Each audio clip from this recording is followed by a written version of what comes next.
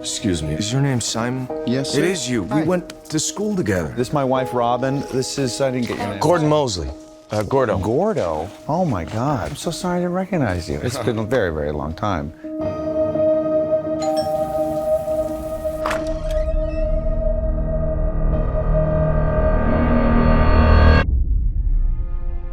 Welcome home, smiley face, Gordo. How do you think he got our address? That's an expensive bottle of wine. We should thank him. I believe that the bad things in life, they can be a gift.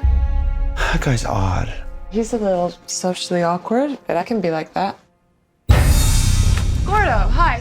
Hi. After high school, some people stay exactly the same. Thank you.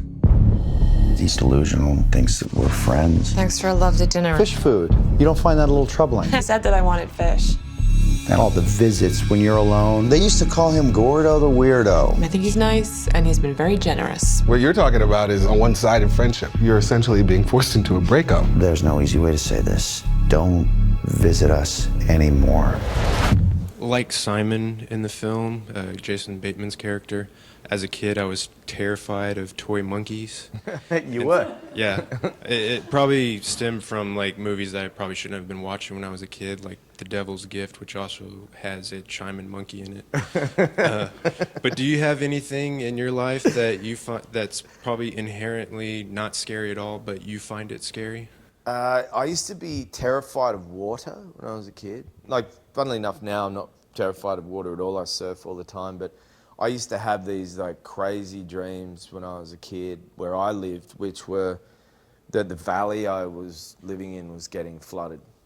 And so I quite often would, you know, wake up and climb up into the cupboard and sleep on the top shelf. I remember a couple of times my father found me like with my, you know, all the bedding up there tucked up on the top shelf. And I don't know whether it stemmed from like being made to learn to swim at a really, really early age and just literally being like thrown in the water. Yeah.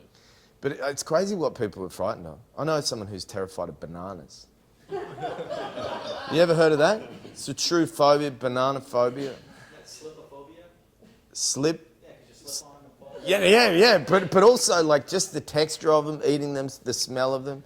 In fact, I knew two sisters. I still know two sisters. I'm not going to name them, but one of them's terrified of bananas. The other one's terrified of wooden spoons. Yeah.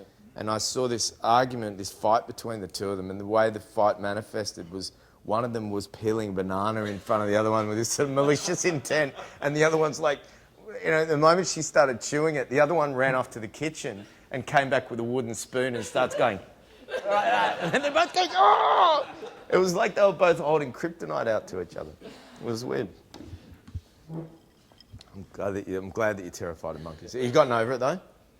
It's switched over to Jaws. Like, I can't go in pools. Swim alone. Sharks. I have to. I stay on the steps. I can't go. You're worried about swimming pools having a shark in them? Yep. That's so beautiful. I'm not going to criticise you for that at all because it's great. I mean, I feel for you. Simon says, new house. Simon says, beautiful wife. Simon says, you think you're done with the past, but the past is not done with you.